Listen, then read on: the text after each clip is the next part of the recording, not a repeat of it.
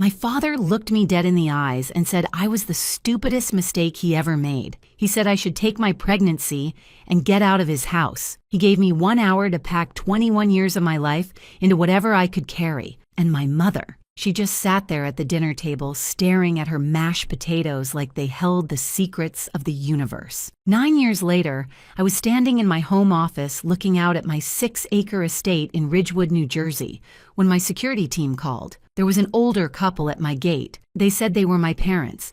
And for the first time in almost a decade, I smiled thinking about Gerald and Constance Hall. Because the stupid mistake they threw away, she was about to decide if they were even worth a conversation. My name is Phoenix Hall. I was 21 years old when my world collapsed, and I need to tell you how I built a new one from the wreckage. Growing up in Ridgewood, I was never the daughter my father wanted. Gerald Hall owned a mid-sized construction company, and from the moment I was born, he made his disappointment clear. He wanted a son. He got me instead, so he decided to pretend the difference didn't exist. While other girls my age were learning to braid hair and pick out prom dresses, I was learning to change tires in our garage, spending summers hauling materials at his construction sites, and playing softball even though I secretly wanted to take dance classes. My father had a plan for me, you see. I was going to be the son he never had. I was going to take over Hall Construction and continue his legacy. The fact that I was a girl was just an inconvenience he chose to ignore. I got pretty good at ignoring it too.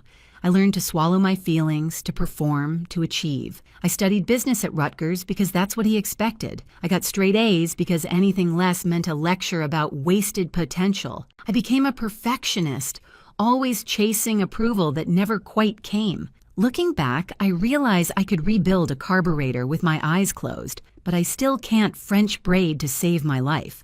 Some education, right? My mother, Constance, was a different kind of problem. She wasn't cruel. She was just absent in every way that mattered. She floated through our house like a ghost, never disagreeing with my father, never standing up for me, never making a single wave. I used to think she was weak. Later, I realized she had simply made her choice a long time ago, and that choice was comfort over courage. If someone had told me back then that in just 8 months I would lose everything, my family, my future, and the man I thought loved me, all in the same 24 hours, I would have laughed. But life has a cruel sense of timing, and mine was about to run out. Then I met Tyler Webb. Looking back now, I should have known that any man whose smile could convince you the sky was green was probably lying about the color of everything else too. But I was 21 and desperate to be loved by someone who actually saw me as a woman. So when this handsome 24-year-old pharmaceutical sales rep started talking about our future like it was already written in the stars, I believed every single word. Marriage, kids, a house with a white picket fence. After 21 years of being told I wasn't enough, here was someone who made me feel like I was everything. I fell hard. The kind of fall where you don't even realize you've left the ground until you're already plummeting toward concrete. 8 months into our relationship, I found out I was pregnant. Terrified doesn't begin to cover what I felt, but Tyler seemed happy. He talked about baby names, about nursery colors, about teaching our kid to ride a bike. I let myself believe him. I let myself hope. That was my first mistake. Tyler started getting distant. Busy with work, he said. Traveling more, he said. I pushed down my worries because I needed the fairy tale to be real.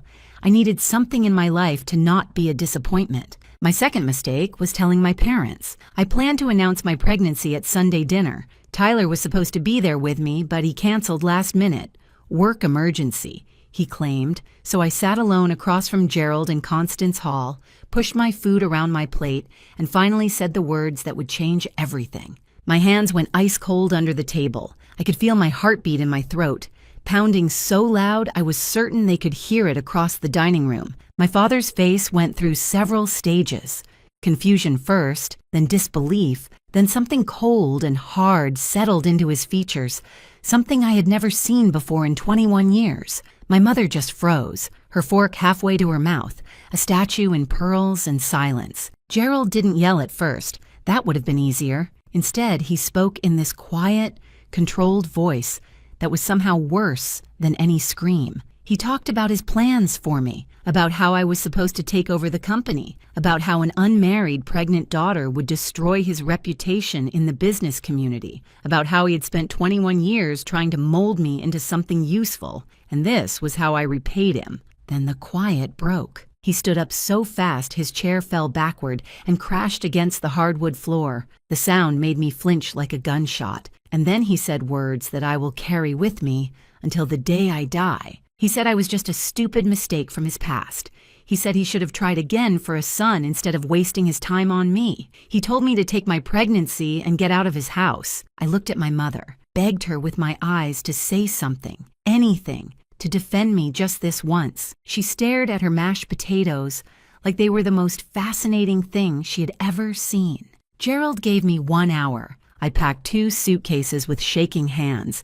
21 years of existence crammed into whatever would fit. My mother didn't come to my room, didn't offer help, didn't say goodbye. I could hear the television turn on downstairs, some game show with cheerful music, while I erased myself from my childhood home. I walked out the front door, and I never looked back. In my car, I called Tyler.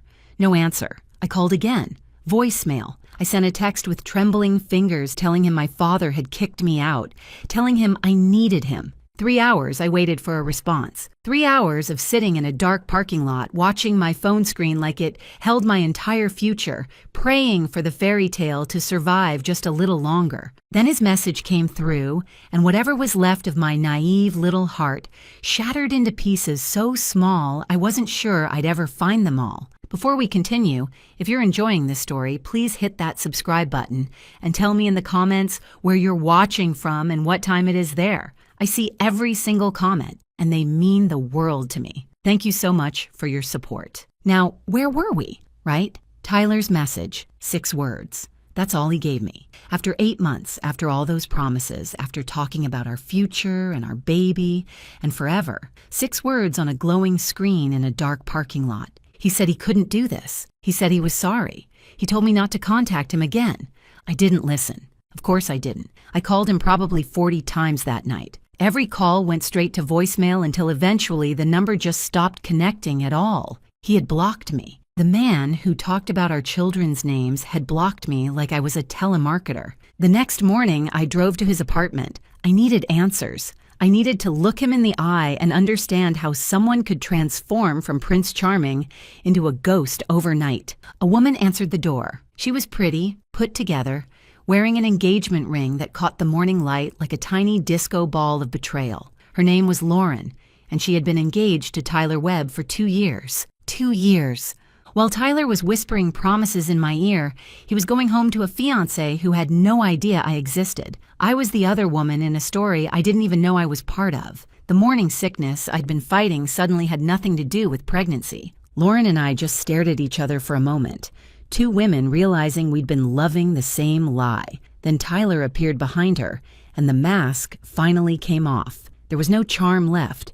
No warmth. He looked at me like I was an inconvenience, a mess he needed to clean up. He told me to handle my problem and shut the door in my face. I should have seen the signs. The man took work trips to supposedly exotic locations, but never came back with a tan or a single photograph. I used to think he was just private. Turns out, he was just a professional liar with a frequent flyer account. So there I was. 21 years old, pregnant, disowned, and dumped in the span of 24 hours. I had $847 in my savings account. My father had already called every relative we had, poisoning the well before I could even reach out. My aunt tried to send me money secretly, but Gerald found out and threatened to cut her off completely. Even my mother managed to sneak $500 to me through a cousin, but when my father discovered it, he took away all her credit cards as punishment. I found a room in a boarding house in Newark. It smelled like mildew and broken dreams, but it was $60 a week, and that was all I could afford. I worked 3 jobs.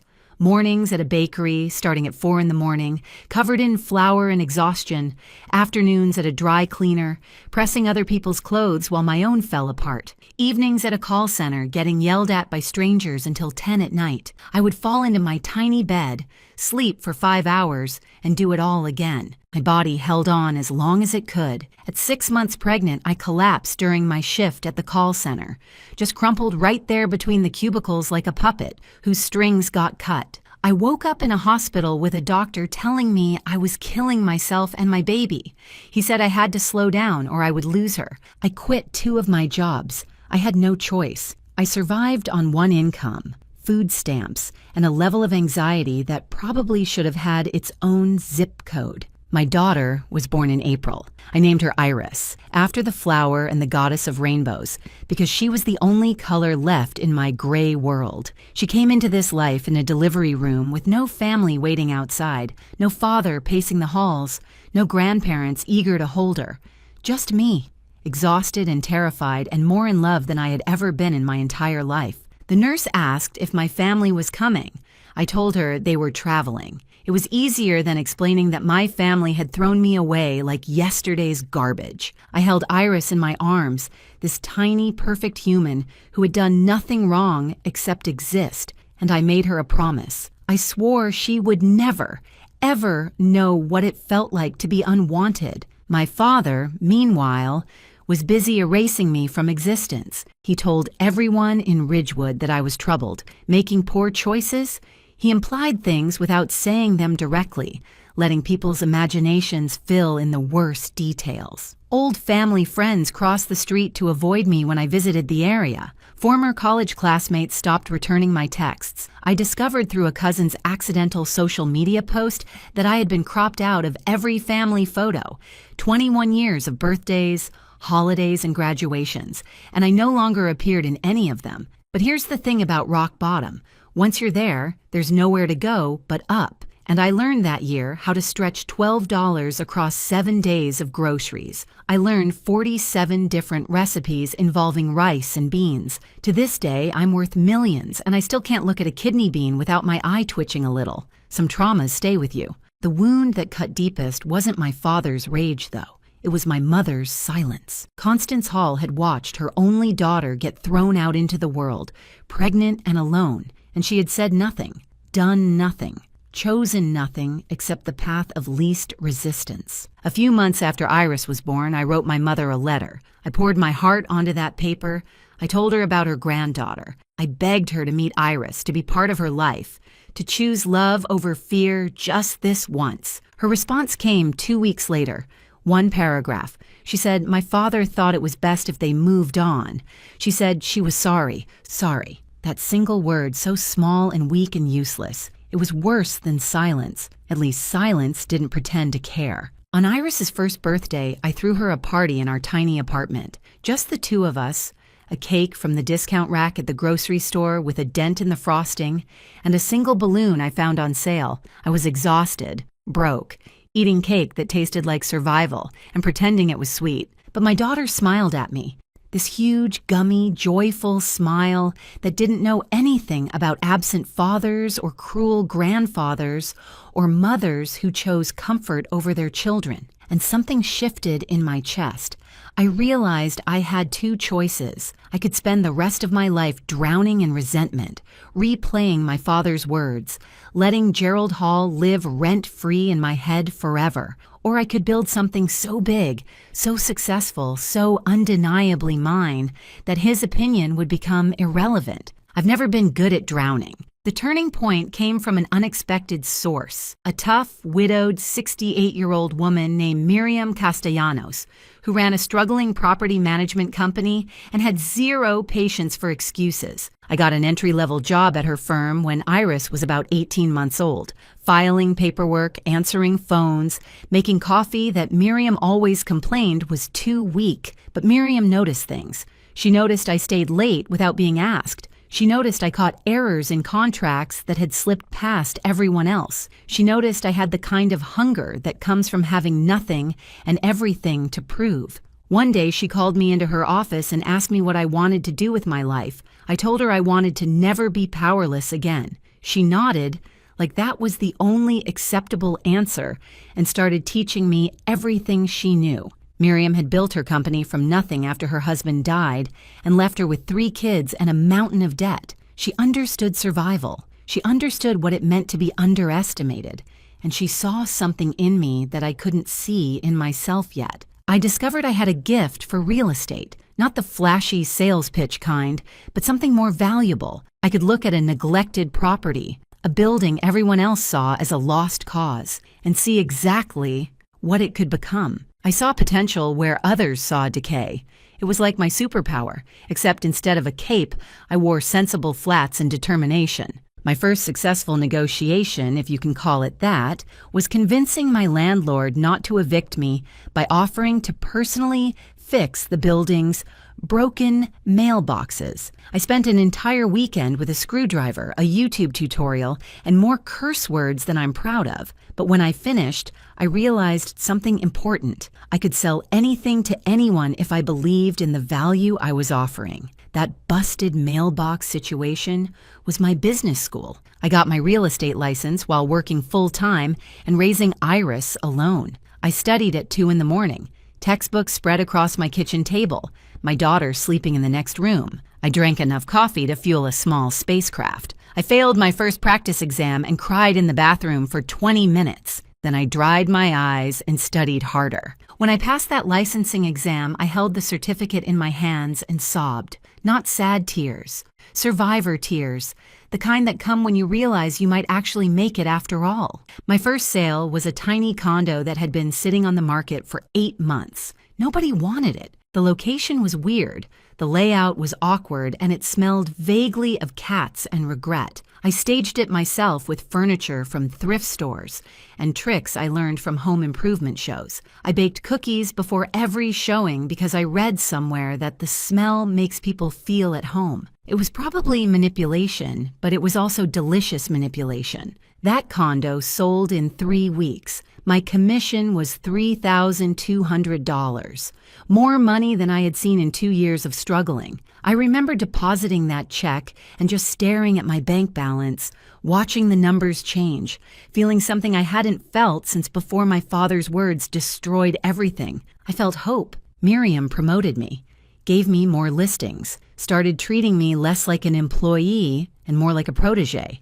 I learned the business inside and out, absorbing everything she taught me like a sponge that had been thirsty for decades. When Iris was 3 years old, she asked me why we didn't have a backyard. She had seen one on a television show, and she wanted to know why our apartment building only had a parking lot. I knelt down to her level and made her a promise. I told her someday we would have the biggest backyard in all of New Jersey. She drew me a picture that night, a house, way too big, with a yard that took up most of the page, and 2 stick figures holding hands, me and her. I put that drawing in my wallet, and I have carried it every single day since. But success doesn't come without setbacks. I struggled constantly with a voice in my head that sounded exactly like my father. Every time I reached for something bigger, that voice told me I was just a stupid mistake. Every time I doubted myself, Gerald Hall's words echoed through my thoughts like a curse I couldn't break. Miriam noticed. She sat me down one afternoon and shared her own story of being dismissed and doubted. Her husband's family had told her she would fail. Business associates had laughed at her. Banks had refused to give her loans because she was a woman alone. She looked me dead in the eyes and said something I have never forgotten. She told me the best revenge isn't proving them wrong. The best revenge is forgetting they exist while you build your kingdom. Around this time, Tyler decided to resurface. Because of course he did. He found me on social media when Iris was 4 years old. His message was all false concern and carefully worded questions. He had heard I was doing better. He wanted to reconnect. He thought maybe they should discuss Iris's future. What he meant was, he had heard I wasn't destitute anymore and wanted to either ease his guilt or see if there was money to be had. I screenshot every message, saved them in a folder, and never responded. Let him wonder. Let him wait forever. Here's something funny, though. Lauren, his ex-fiancée, reached out to me separately around the same time. Apparently, Tyler had eventually cheated on her, too, because leopards don't change their spots. They just find new gazelles. She was now happily remarried to a decent man and wanted to apologize for how everything went down, even though none of it was her fault. We ended up becoming friends, united by the shared experience of loving a professional con artist. Life is strange that way. Sometimes the people you should hate become the people who understand you best. Through industry connections, I started hearing whispers about hall construction. My father had overextended during a building boom, taken bad loans with worse terms, and his company was slowly bleeding out. His pride wouldn't let him admit it. Constance had to let go of their housekeeper. They stopped going on their annual vacation. Small cracks in the facade that only someone watching closely would notice. I noticed. I didn't feel satisfaction. Not yet. I was too busy building my own empire to waste energy on his crumbling one. By the time Iris started first grade, I had saved $180,000. I had a plan, a reputation, and a future that had nothing to do with Gerald or Constance Hall. I wasn't planning revenge. I was simply too busy for revenge. But if my success happened to shine a light on exactly what they threw away, well, that was just good positioning. By the time I was 28 years old, I had learned something important about myself. I wasn't just a survivor, I was a builder. Miriam Castellanos decided to retire. 68 years of working, fighting, and proving everyone wrong had earned her a beach somewhere warm where nobody knew her name, and nobody needed her expertise. Before she left, she sat me down and offered me her entire client list at a price so low it was practically a gift. I tried to argue. Tried to pay her what it was actually worth. She just looked at me with those sharp eyes that had seen everything and said this was her investment in the future. She said she wanted to watch what I would build, and she couldn't do that if I was broke from overpaying her. Then she handed me a bottle of champagne, told me not to open it until I made my first million, and walked out the door. I still have that bottle.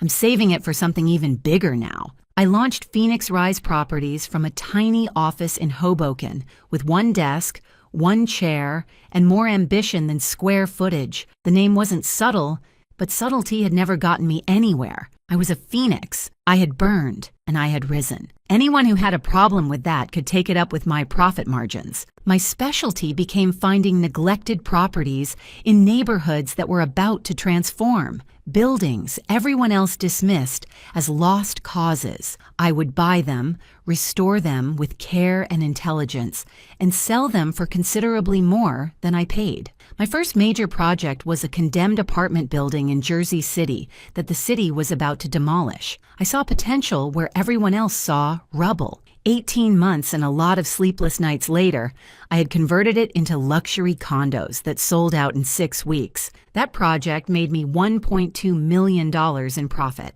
I remember sitting in my new office staring at the numbers, trying to make them feel real. 8 years earlier, I had been eating dented birthday cake in a boarding house, wondering if I could afford diapers. Now I was a millionaire. Not inherited wealth, not family money, mine. Every dollar earned through work and will, and refusing to quit when quitting would have been so much easier. I deliberately kept a low profile during those years, used my business name on everything, rarely my personal name. No social media presence, no photographs in industry publications, no flashy displays of success. My office was in Hoboken, far from Ridgewood and the people who used to know me. Anyone from my old life wouldn't have recognized the confident businesswoman in tailored suits who closed deals worth more than their houses. The transformation from struggling single mother to real estate developer still surprises me sometimes. I went from owning 2 pairs of work pants to having a closet organized by season and occasion. I still keep those original 2 pants though. They're framed in my closet like art. Some people hang diplomas. I hang polyester blend reminders of where I started. Through it all, Iris remained my center, my reason, my North Star. When she was 7, she started asking about grandparents. Her friends at school talked about visiting grandma's house, getting spoiled with cookies and presents, having that special relationship that grandparents and grandchildren share. Iris wanted to know why she didn't have that. I told her a simplified version of the truth.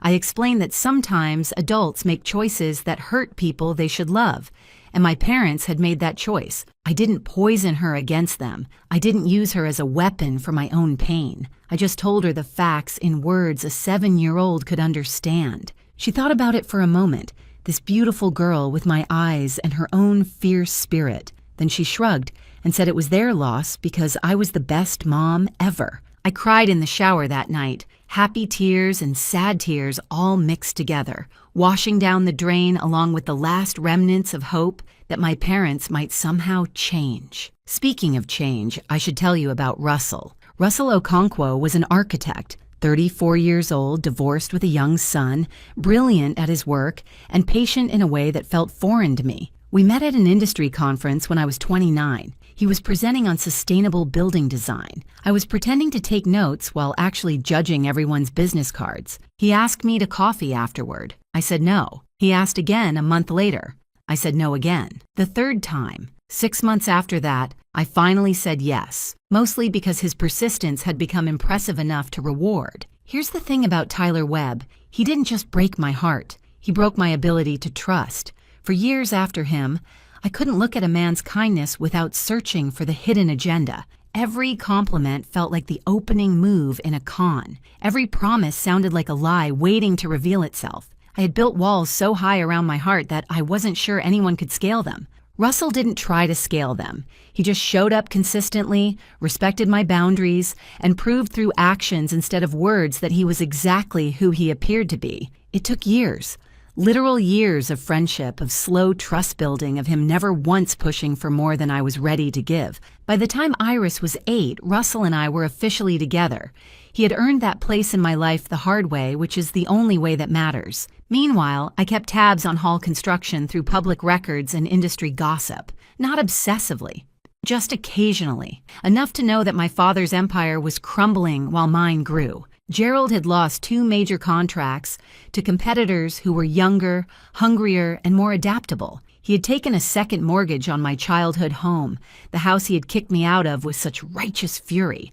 My mother's sister mentioned at a community event that Gerald's pride wouldn't let him admit they were struggling. He was still pretending everything was fine while the foundation rotted beneath him. I felt nothing when I heard these things. No satisfaction, no pity, just a kind of distant acknowledgement, like reading about a stranger's misfortune in the newspaper. Then I saw the listing. Thornfield Estate, 6 bedrooms, 4 acres, a historic property in Ridgewood that had been on the market for 2 years because the asking price was ambitious and the renovation needs were significant. It was 3 miles from my parents' house. It was also in one of the best school districts in New Jersey, perfect for Iris as she approached high school years. The property had incredible bones, and I could already see exactly what it could become. I told myself I was buying it because it was a good investment, because Iris deserved that backyard I had promised her when she was 3, because Ridgewood schools would give her opportunities that mattered. All of that was true. But I would be lying if I said I didn't smile when I signed those papers. Some purchases are practical. Some purchases are poetic. This one was both. We moved into Thornfield Estate 2 weeks before Iris's 9th birthday. I was 30 years old, self-made, successful beyond anything my 21-year-old self could have imagined. I had a daughter who knew she was loved, a partner who had earned my trust, and a home that belonged entirely to me. I didn't think about my parents.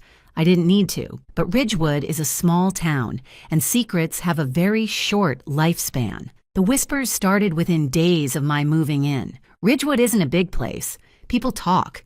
People notice. And when the disowned daughter of Gerald Hall suddenly appears in a historic estate worth more than most people's lifetime earnings, people definitely talk. I heard the rumors secondhand through Russell, who heard them from a colleague, who heard them from a neighbor. Did you hear Gerald Hall's daughter is back? The one he kicked out years ago? She's living in Thornfield Estate, the $8 million property. Can you believe it? Before we continue, I need to take just a second to say thank you. If this story is hitting home for you, please take a moment to like this video and subscribe to the channel. It truly means everything to me. And tell me in the comments where you're watching from right now and what time it is. I read every single one. Thank you from the bottom of my heart. Now, back to those whispers. The rumors spread through Ridgewood like wildfire through dry grass. Everyone knew, except apparently Gerald and Constance Hall. They existed in their own bubble of denial, still pretending their reputation was intact, still believing no one knew about their financial troubles or their discarded daughter. Constance found out first.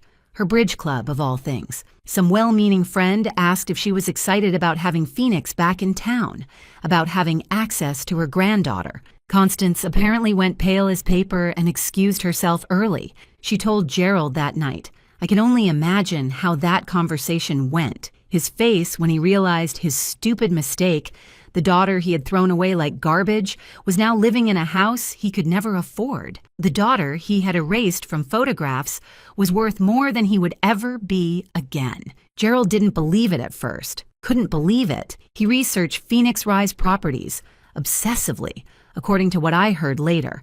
Found the portfolio, the awards, the industry recognition, found photographs of me at conferences, shaking hands with mayors and developers, looking nothing like the crying girl he had given 1 hour to pack her life. I imagine his face went through several stages during that research: confusion, denial, recognition, and finally, something he probably hadn't felt in years: desperation. It was a Saturday morning when the call came. I was in my home office reviewing plans for a new development project, drinking coffee and enjoying the quiet. Iris was playing in the garden with Russell's son, their laughter floating through the open window like music. My security team called, very professional, very neutral.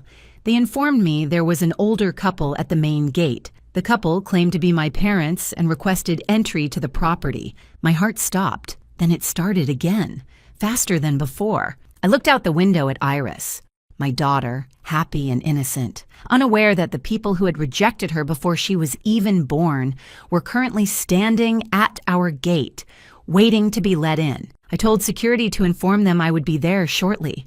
Then I made them wait. 47 minutes. I would love to tell you it wasn't pettiness, that I genuinely needed that time to compose myself, to prepare what I would say, to settle my nerves. And that was partly true, but I would be lying if I said there wasn't some satisfaction in knowing Gerald Hall was standing outside a gate, waiting for permission to enter, while his daughter took her time deciding if he was worth the effort. Some things you earn through patience, other things you earn through making people wait. When I finally walked down to the gate, I saw them clearly for the first time in 9 years. Gerald had aged badly. The stress of financial ruin was written across his face in deep lines and gray skin. He had lost weight, but not in a healthy way, in the way that comes from worry eating you alive from the inside. Constance stood slightly behind him, smaller and frailer than I remembered, her eyes red like she had been crying recently. Gerald tried to smile when he saw me. It was the most pathetic thing I have ever witnessed in my life. This man who had screamed at me, who had called me a stupid mistake, who had given me 60 minutes to erase myself from his existence, was now attempting to look warm and fatherly. The performance was so bad it would have been funny if it wasn't so tragic. He started talking immediately, didn't even wait for me to speak. Words tumbled out of his mouth about family and misunderstandings and water under bridges and moving forward. He talked about how proud he was of what I had built. Proud. The man who told me I was worthless was now claiming pride in my success. Constance said nothing. She just stared at the estate behind me, at the gardens, at the evidence of the life her daughter had built, without any help from her. I wondered what she was thinking. I wondered if she felt regret or just envy. I let Gerald finish his speech. It took a while.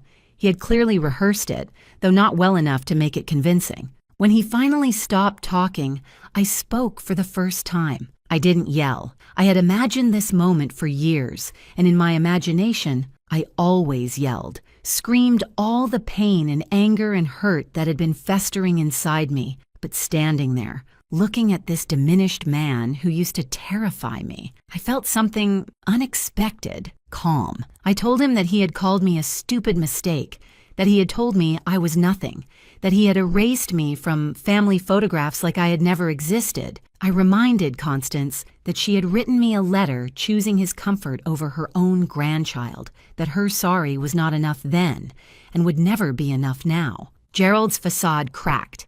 He admitted the company was bankrupt. They were about to lose the house. Everything he had built was gone, and he needed help. He actually said those words to me. He said I had to help them because they were my parents. I almost laughed. Almost. Because here was the man who had refused to be my father when I needed him, demanding that I be his daughter now that he needed me. He finally saw me as capable, but only because he needed my checkbook. Better late than never, some people might say. Number. Some things are simply too late. I looked at my father for a long moment, really looked at him.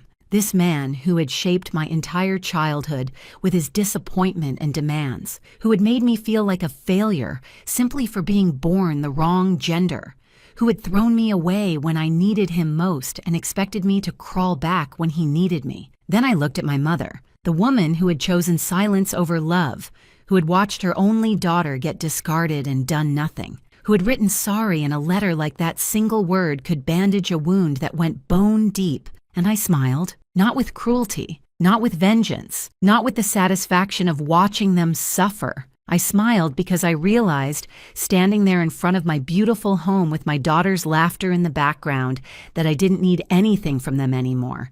Not their approval, not their regret, not even their acknowledgement of how wrong they had been. I was free. I told Gerald I wasn't going to help him, not because I wanted him to suffer, but because I didn't owe him anything. He had made that clear 9 years ago when he gave me 1 hour to pack my life into suitcases. The debt between us was settled the moment I walked out his door. I told him I had a daughter who had never known what it felt like to be unwanted. That was my legacy, not saving people who threw me away when I was at my lowest. Then I turned to Constance specifically. I told her she could have left him. She could have chosen me. She could have been a mother when it mattered. She didn't. That was her right. Her choice to make, and this was mine. Gerald tried anger first, raised his voice, talked about everything he had done for me growing up, tried to make me feel guilty. It bounced off me like rain off glass. His anger had no power anymore. Then he tried guilt, reminded me they were old, that they had nowhere to go, that I was their only child. I felt nothing. The guilt he was trying to summon had been burned out of me years ago. Finally, he tried something that looked almost like genuine remorse. His voice cracked. His eyes got wet. He said he was sorry, that he had been wrong, that he had made the biggest mistake of his life. Too little. 9 years too late. I told him I hoped he found peace, but he wouldn't find it here. Not at my gate, not in my home, not in my life. Constance spoke for the first time since they had arrived. Her voice was small, barely above a whisper. She asked if she could at least see Iris. Just once, just to see her granddaughter. For one moment, my heart wavered. This was my mother, the woman who had braided my hair when I was little, before Gerald decided that was too feminine. The woman who had snuck me $500 through a cousin when I had nothing. Then I remembered the letter. I remembered sorry. I remembered the years of silence, the years of choosing him over me. The years of letting me struggle alone, while she preserved her comfortable life. I told her Iris didn't know she existed, and I said keeping it that way was the kindest thing I could give my daughter. Constance's face crumpled. Gerald put his arm around her, still trying to maintain some dignity, still playing the role of protective husband, even though he had protected nothing. They left, slowly, like they were hoping I would change my mind. I watched them walk back to their car. A vehicle that was older than it should have been, showing the kind of wear that comes from deferred maintenance and stretched budgets. They drove away. I stood at my gate until their car disappeared around the corner, and I felt lighter with every inch of distance between us. Iris came running up a few minutes later, Russell's son chasing behind her. She asked who those people were. I looked at my daughter, this beautiful, happy, confident girl who knew she was loved every single day of her life, who had never been called a mistake, who had never been made to feel like she wasn't enough. I told her they were nobody important, and I meant it. That evening, Russell came over for dinner. We sat in the garden watching the kids play, eating food that I had actually paid someone else to cook because I could afford that now, because I had built something from nothing, and I was allowed to enjoy it. Iris showed Russell her latest drawing, our family, our house, our big backyard with trees and flowers and a swing set, 3 figures holding hands, plus Russell's son beside them. A family that had nothing to do with blood and everything to do with choice. I looked at my life, At the daughter I had raised alone through the hardest years. At the man who had earned my trust through patience and consistency. At the home that belonged entirely to me, paid for with money I had made through my own intelligence and effort. Not a single piece of it came from Gerald or Constance Hall. And that's exactly the way it should be. Those who throw away their children don't get to claim their success. I rose from the ashes because I had to. My parents never even tried to strike the match. Thank you so much for watching. More of my most gripping stories are already on your screen. Click one now and don't miss the best part. You will love it. See you in the next story.